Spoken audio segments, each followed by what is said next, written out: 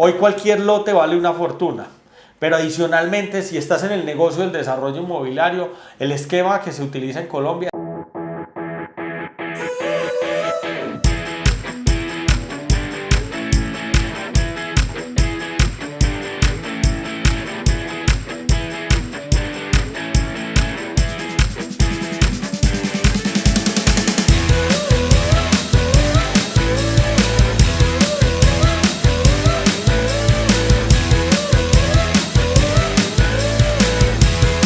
Mi nombre es Lucas Gómez y mi sueño es que aprendas de bienes raíces. Buenos días, nos encontramos acá entrevistando a Lucas Gómez. Vamos a hablar sobre 10 mitos del desarrollo inmobiliario. Lucas, mito número 1. Entre más caro construyes, más caros puedes vender. No necesariamente, o sea, los materiales, hay una relación directa entre el costo del edificio y los materiales que se utilizan. Entonces es distinto utilizar unos pisos sencillos a utilizar un mármol, por decir algo. No necesariamente el precio final que paga el cliente tiene alguna relación con el costo de los materiales, tiene que ver más con el valor que perciben de la propiedad. Y el valor de la propiedad, uno de los factores para el valor percibido, uno de los valores que uno puede utilizar para aumentar el valor percibido tiene que ver con el costo de los materiales, pero hay factores determinantes más importantes, como por ejemplo el diseño de fachadas, acabados, conceptos, si es un producto para tribus, entre otros. También hay otras maneras de dar un valor agregado superior, por ejemplo, con un modelo de negocio de renta o ofreciendo servicios complementarios como la dotación, apartamentos amoblados, por ejemplo, incluir servicios como el internet, servicios de comunidad, etc. Entonces, no es necesariamente el valor que percibe el cliente y por el cual paga un mayor metro cuadrado tiene que ver con los materiales. Ese es uno de los factores, pero hay otros factores que aumentan aún más ese valor percibido. Bueno, Lucas, mito número 2. Entre más rápido vendes, es mejor. En el desarrollo inmobiliario, uno de los grandes temores que tenemos nosotros los constructores es la comercialización de los proyectos. Y es que para poder decretar punto de equilibrio nosotros tenemos que llegar a niveles superiores al 70%. Muchas veces se ve muy positivo hacer una comercialización rápida porque rápidamente disminuyes ese riesgo y te quitas esa tarea de encima. Pero en muchos casos hay proyectos muy exitosos que logran comercializaciones sorprendentes. Cuestión de horas o fines de semana se vende la totalidad del proyecto y a veces se incurre en el pecado de no incrementar los precios de la manera que lo deberías hacer y dejando plata sobre la mesa. Si te demandan un proyecto en un fin de semana, de pronto hubiera sido lógico subir los precios de manera acelerada, que no te compraran tan rápido y poder tener una proyección de ventas mucho más alta. Históricamente lo que hemos encontrado es que en la medida que vendes, digamos, de una manera más moderada, pero logras incrementar los precios, vas a obtener mucho más valor agregado y mayores utilidades para tu empresa. Bueno, mito número 3 en el sector inmobiliario. Necesitas el 100% de los costos para arrancar. Todo proyecto inmobiliario, esto debería ser igual en cualquier negocio, antes de ejecutar la obra uno debería tener un cierre financiero, debería tener pues un presupuesto donde sabes cuáles son todos los costos y gastos a ejecutar y deberías tener las fuentes o los recursos necesarios para poder ejecutar esa obra. El negocio del desarrollo inmobiliario es un negocio de alto apalancamiento, donde al final del día tiene uno como fuentes de recursos para la ejecución de la obra el crédito constructor, las preventas de los clientes y el capital de los socios. Uno debería arrancar el día que sepa que los recursos que van a entrar por esas tres fuentes dan para pagar los costos y gastos y terminar el edificio. Ahora, importante, el 100% de los recursos no necesariamente son de uno como inversionistas. Hay que tener ese acceso a crédito y poder tener unos esquemas de comercialización que permitan recoger recursos de los clientes para la ejecución de la obra. Bueno, mito número 4 en el sector inmobiliario. No necesitas ni un peso. ¿Qué pensás? El sector inmobiliario, una de sus grandes barreras de entrada es acceso a capital.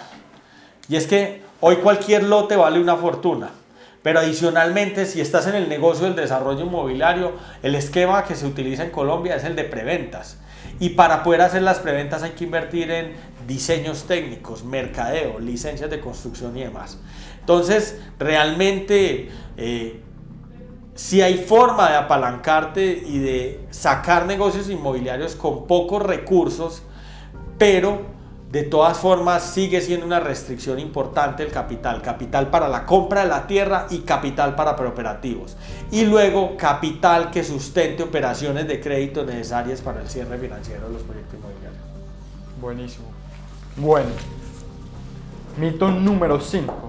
Un buen negocio inmobiliario se calcula con solo cuánto vale menos cuánto cuesta. ¿Eso es verdad? No, eso está hablando de lo que llamamos nosotros el estado de pérdida y ganancias o el estado de resultados. Y es que esto en cualquier negocio tú debes hacer una proyección de ventas y una proyección de los costos de la mercancía. En el caso de un edificio, pues los costos de construcción.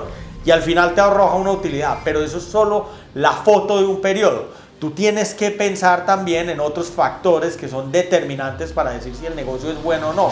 Por ejemplo, ¿cuánto capital vas a invertir? En la medida que inviertas mucho capital, las utilidades tienen que ser más robustas para que el capital tenga una remuneración adecuada. También tienes que pensar en el tiempo. Entonces hay indicadores muy interesantes como la tasa interna de retorno que te mezclan la inversión, las utilidades y el tiempo. Y es la tasa interna de retorno que te dice si el resultado financiero del proyecto fue bueno o no, y es un indicador mucho más potente que el estado de pérdidas y ganancias. Excelente, buenísimo. Lucas, mito número 6. Muchos desarrolladores creen que tienen que hacer todo. Primero es importante entender qué es el negocio del desarrollo inmobiliario. Y el negocio del desarrollo inmobiliario no es solo la construcción del edificio. La construcción de un edificio es un emprendimiento que es casi que una empresa completa, donde hay unas macro actividades que se ejecutan. Esas macroactividades son: la construcción es una, la comercialización del edificio es otra, la gerencia del edificio es otra. En esas actividades lo pueden hacer diferentes empresas o grupos de compañías que se unen para llevar a cabo un desarrollo inmobiliario, como puede ser una compañía como Trazos Urbanos, que está integrada y hace la totalidad de las actividades. Ahora, cada una de estas actividades pueden contar con asesores expertos que te ayuden a hacer el trabajo bien. Entonces, por ejemplo, en Trazos Urbanos hacemos desarrollo inmobiliario, pero no sabemos calcular edificios. ¿Qué hacemos? Vamos y contratamos un calculista que nos haga los estudios o el diseño de la estructura para que ese edificio se pueda soportar. Nosotros en la compañía somos constructores. No significa eso que hacemos todas las actividades de la construcción. Subcontratamos, de hecho, gran parte de las actividades. Movimiento de tierra lo subcontratamos, estructura, redes eléctricas, hidráulicas, entre otras. Lo que hacemos es una gerencia general y subcontratamos cada una de las diferentes actividades, y lo que hacemos es buscar quiénes son los especialistas en cada cosa para poder ejecutar la tarea. Un error que cometen todos los desarrolladores principiantes. Si al del lado le funcionó, a mí también.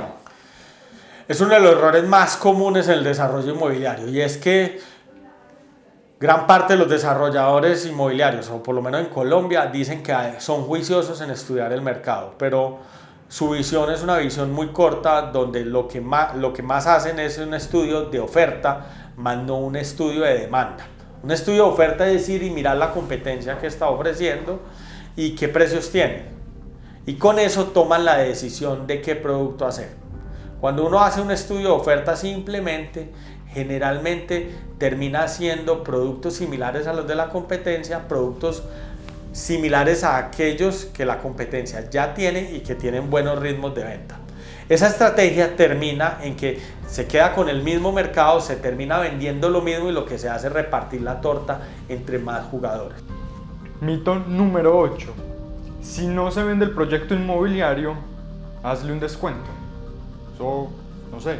Para mí esta es una de las peores estrategias que hay. O sea, por mucho tiempo creíamos que lo que teníamos que hacer era diferenciarnos vía precio. Ya hemos aprendido que la competencia vía precio lo único que hace es una guerra autodestructiva entre que todos vamos compitiendo, ofreciendo precios cada vez más bajos, hasta que finalmente nos consumimos el margen y nos quedamos sin utilidades. Terminamos trabajando, por decirlo de alguna manera, gratis.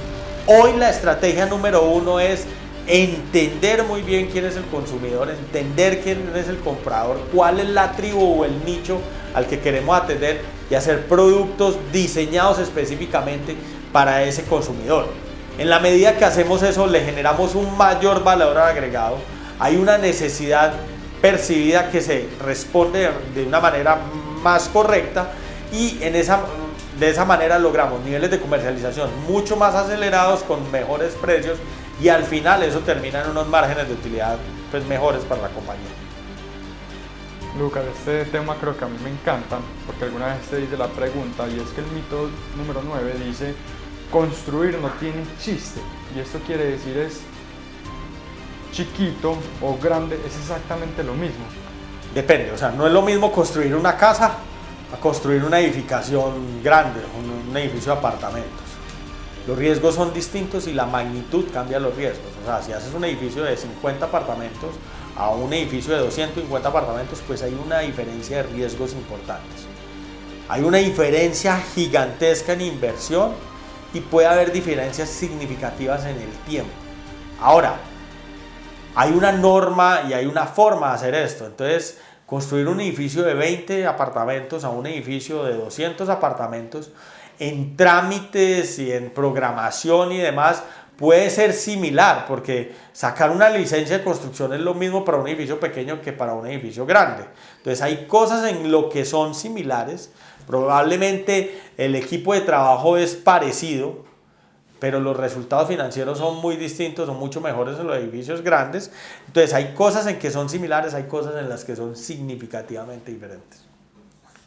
Y la última pregunta de esta entrevista, Lucas. Si ya vendiste todo el proyecto inmobiliario, ya pasó lo más difícil. Depende. Hoy una empresa como Trazo Urbano es una empresa disruptiva que sabe comercializar proyectos inmobiliarios y que lo hacemos muy rápido y eso es algo que nos apasiona. Depende del producto, depende de la situación económica. La comercialización de un proyecto inmobiliario tiene muchos retos, pero es solo una de las actividades del desarrollo inmobiliario. Luego viene la construcción, también tiene una cantidad de retos. Está todos los trámites legales, jurídicos, fiducias, trámites y demás. Si ustedes me preguntan a mí hoy, y tiene que ver con la forma en que funcionan las entidades públicas en Colombia, la actividad más difícil y donde menos control tiene uno es en los trámites para sacar los diferentes permisos de la construcción, tala de árboles, licencias de construcción, intervención de cauces, etc. Todo lo que involucra entidades públicas hoy tiene un reto gigantesco. Pero cada una de las actividades, la gerencia, la construcción, la comercialización, traen sus retos, la financiación, entre otras. Yo creo que la comercialización no es lo más difícil, tiene los retos como las demás actividades. Excelente. Listo. Lucas, muchas gracias por tu tiempo. Muchas gracias, se me acabó el tiempo. Me quedan 5 minutos.